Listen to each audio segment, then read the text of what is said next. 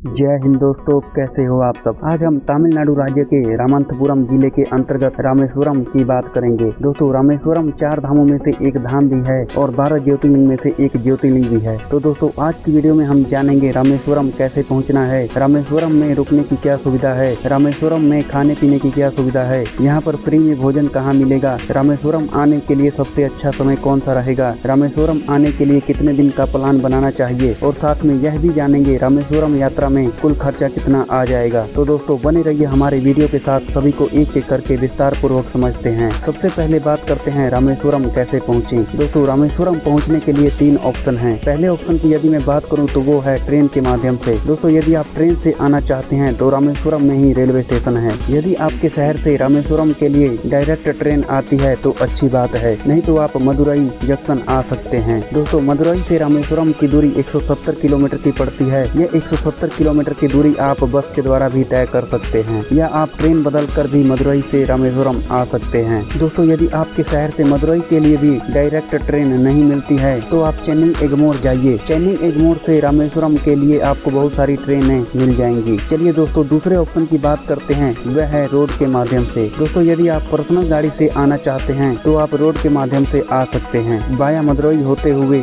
मदुरई से रामेश्वरम की दूरी 170 किलोमीटर की पड़ती है। मदुरई से रामेश्वरम के लिए सरकारी और प्राइवेट बसें मिल जाएंगी तो आप मदुरई से रामेश्वरम पहुंच सकते हैं। यदि हम बस के किराए की बात करें तो मदुरई से रामेश्वरम का 300 से 350 रुपए एक व्यक्ति का किराया होता है। चलिए दोस्तों, बात करते हैं तीसरे ऑप्शन की, जो की है फ्लाइट के माध्यम से। दोस्तों, यदि आप फ्लाइट से आना चाहते हैं तो रामेश्वरम का नजदीकी एयरपोर्ट मदुरई है, तो आप मदुरई आ जाइए। मदुरई से आप 170 किलोमीटर की दूरी बस के द्वारा भी तय कर सकते हैं या टैक्सी बुक करके भी जा सकते हैं। लेकिन मेरा कहना यह रहेगा दोस्तों, आप ट्रेन के माध्यम से ही रामेश्वरम जाइए, जिससे आपको भारत का सबसे लंबा समुद्र पुल मतलब कि पंबन ब्रिज का नजारा देखने को मिलेगा। दोस्तों, जब पंबन ब्रिज से ट्रेन निकलती है तो आपको बहुत अच्छा नजारा देखने को मिलेगा, तो यह नजारा आप मिस मत कीजिएगा। यदि आप रामेश्वरम आ रहे हैं तो रेल के द्वारा पंबन ब्रिज का नजारा जरूर देखिएगा। पंबन ब्रिज से आपको बहुत अच्छा दृश्य देखने को मिलेगा। ऐसा नजारा आपको और कोई रेल ब्रिज पर नहीं आएगा जो नजारा पंबन ब्रिज पर होता है। चलिए दोस्तों, अब हम रामेश्वरम में पहुंच चुके हैं। रामेश्वरम पहुंचने के बाद हमें दर्शन करना है। दर्शन करने से पहले बात करते हैं और हमें क्या क्या चीजें करनी है। दोस्तों, दर्शन करने से पहले मंदिर परिसर से 100 मीटर की दूरी पर अग्नि तीर्थ बना हुआ है, यहाँ जाकर आप स्नान कीजिए। दोस्तों, श्री राम जी रावण का वध करके आए थे तो यही अग्नि तीर्थ में आकर स्नान किए थे और यहाँ पर समुद्र की लहर पूरी तरह से शांत हो चुकी है, क्योंकि यहाँ पर प्रभु श्री राम जी का स्पर्श हुआ था। तो आप सबसे पहले अग्नि तीर्थ पहुँचकर स्नान कीजिए। स्नान करने के बाद मंदिर परिसर में जाइए। दोस्तों, अग्नि तीर्थ में स्नान करने के बाद हम मंदिर परिसर में पहुंच चुके हैं। मंदिर परिसर में दर्शन करने से पहले 22 कुंड में भी हमें स्नान करना है। दोस्तों, मंदिर परिसर में 22 कुंड तीर्थ का अलग अलग कुंड बना हुआ है, तो इस 22 कुंड में सरकारी आदमी होते हैं जो कि आपके ऊपर जल अर्पित करेंगे और आपसे इन सारे 22 कुंडों का जल अर्पित करने का 25 से 30 रुपए लिया जाता है। तो आप उन्हें 25 से 30 रुपए दे दीजिए और वह 22 कुंडों में स्नान करवा देंगे। दोस्तों, 22 कुंड स्नान करने में आपको 30 से 40 मिनट लगेंगे। आप पूरे 22 कुंड में स्नान कीजिए। स्नान करने के बाद वहां पर चेंजिंग रूम बने हुए हैं। चेंजिंग रूम में जाकर आप अपने कपड़े बदल सकते हैं और सूखे कपड़े पहनकर हम मंदिर परिसर की तरफ भोलेनाथ के दर्शन के लिए बढ़ते हैं।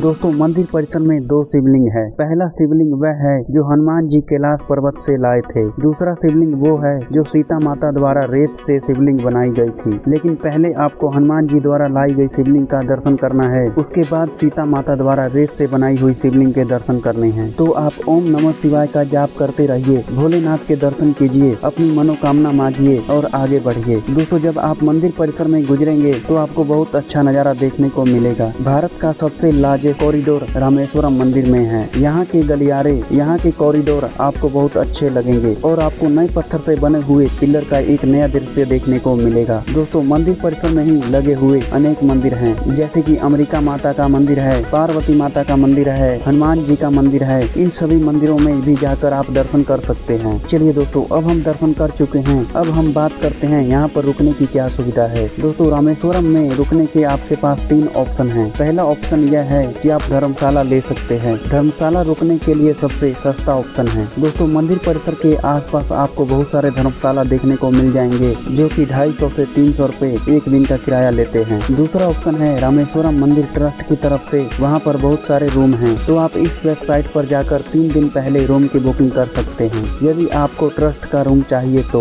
इस रूम का 500 रुपए किराया 1 दिन का होता है। तीसरे ऑप्शन की बात करते हैं तो वो है प्राइवेट होटल। दोस्तों रामेश्वरम में प्राइवेट होटल भी बहुत हैं, जो कि आपको 600 से 1000 रुपए तक बहुत सारे होटल देखने को मिल जाएंगे। तो आप अपने बजट के अनुसार प्राइवेट होटल में रुक सकते हैं, यदि आपको धर्मशाला या ट्रस्ट के रूम नहीं मिलते हैं तो। चलिए दोस्तों, इसी के साथ हम बात करते हैं रामेश्वरम में खाने पीने की, मतलब कि भोजन करने की क्या सुविधा है। दोस्तों भोजन करने के लिए आपके पास 2 ऑप्शन हैं। पहले ऑप्शन की यदि मैं बात करूं तो मंदिर परिसर में मंदिर ट्रस्ट की तरफ से लंगर चलता है, तो यदि आप लंगर में खाना चाहते हैं तो लंगर में खाना खा सकते हैं, लेकिन लंगर की टाइमिंग 11 बजे से 3 बजे तक की है। यदि आप मंदिर परिसर में भोजन करना चाहते हैं तो बिल्कुल कर सकते हैं, लेकिन यहाँ पर आपको सिर्फ लंच दिया जाता है। यहाँ पर आपको ब्रेकफास्ट और डिनर नहीं दिया जाता है। तो यदि आप लंच करना चाहते हैं तो मंदिर परिसर में कर सकते हैं। दूसरा ऑप्शन है दोस्तों प्राइवेट रेस्टोरेंट या प्राइवेट होटल। दोस्तों रामेश्वरम में खाने पीने के बहुत सारे प्राइवेट रेस्टोरेंट और प्राइवेट होटल देखने को मिल जाएंगे। दोस्तों प्राइवेट रेस्टोरेंट में 100 से 150 रुपए में थाली सिस्टम से आपको खाना मिल जाएगा। सुबह का नाश्ता में इडली डोसा यह सब मिल जाता है। इस तरह से आप ब्रेकफास्ट कर सकते हैं और थाली सिस्टम के हिसाब से खाना भी खा सकते हैं। चलिए दोस्तों, अब हम बात करते हैं रामेश्वरम जाने के लिए सबसे अच्छा समय कौन सा रहेगा। दोस्तों रामेश्वरम जाने के लिए गर्मियों में प्लान मत बनाइए, क्योंकि साउथ में गर्मी के समय में बहुत ज्यादा गर्मी पड़ती है। यदि आप नॉर्थ साइड से या मध्य भारत से आते हैं तो वहाँ की गर्मी आपको सहन नहीं होगी। तो रामेश्वरम जाने का सबसे अच्छा समय सर्दियों का है। सर्दियों का समय मतलब आप नवंबर से मार्च तक रामेश्वरम जा सकते हैं। इस समय में आपका वहाँ का टेम्परेचर सही लगेगा। और बात रही मानसून में, तो आप मानसून में भी जा सकते हैं, लेकिन मानसून में आप बाहर वाले स्थानों को नहीं घूम पाएंगे, क्योंकि यदि बारिश हो जाती है तो आपकी यात्रा मजेदार नहीं बन पाती है। तो इसीलिए आप सर्दियों में जाइए, जो कि सबसे अच्छा समय रहेगा। चलिए दोस्तों, अब हम बात करते हैं रामेश्वरम में हम कितने दिन का प्लान बनाएं। दोस्तों रामेश्वरम में आप 2 दिन रुकिए। रामेश्वरम घूमने के लिए 2 दिन काफी हैं। रामेश्वरम में हमें कहाँ कहाँ घूमना है उसकी हम अभी बात करते हैं। रामेश्वरम में हमें कौन कौन सी जगहों पर घूमना है, कौन कौन से मंदिरों में हमें जाना है, बात करते हैं। पहले मंदिर की बात करें, जो कि है पंचमुखी हनुमान मंदिर। दोस्तों पंचमुखी हनुमान मंदिर में आप जाइए। यहाँ पर हनुमान जी की बहुत बड़ी मूर्ति है, आप इनके दर्शन कीजिए। दूसरे स्थान की बात करें, जो कि है नाम्बू न्यांगिया मंदिर। दोस्तों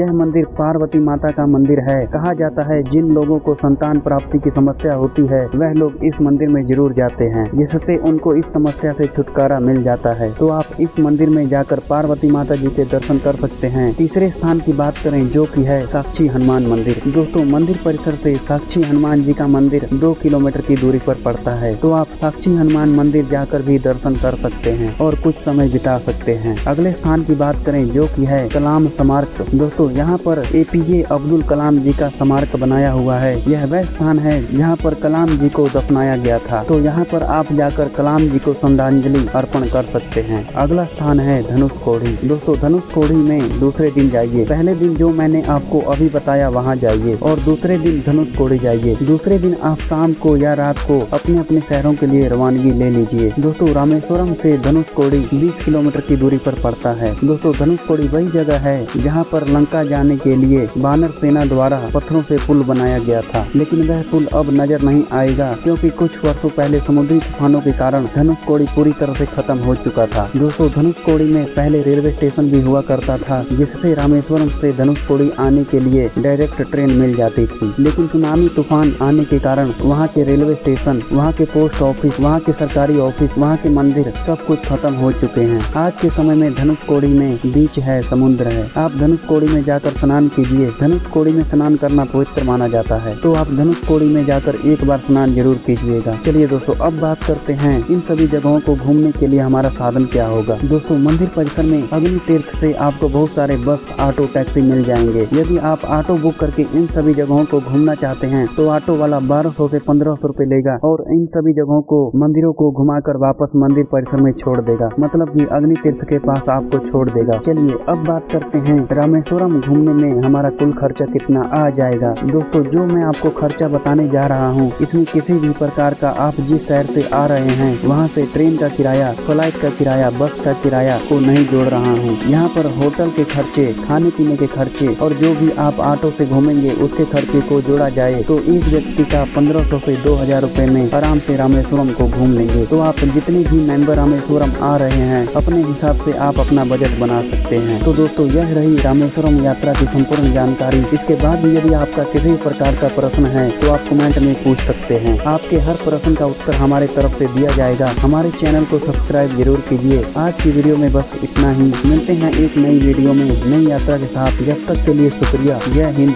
ओम नमः शिवाय। आपकी यात्रा मंगलमय हो।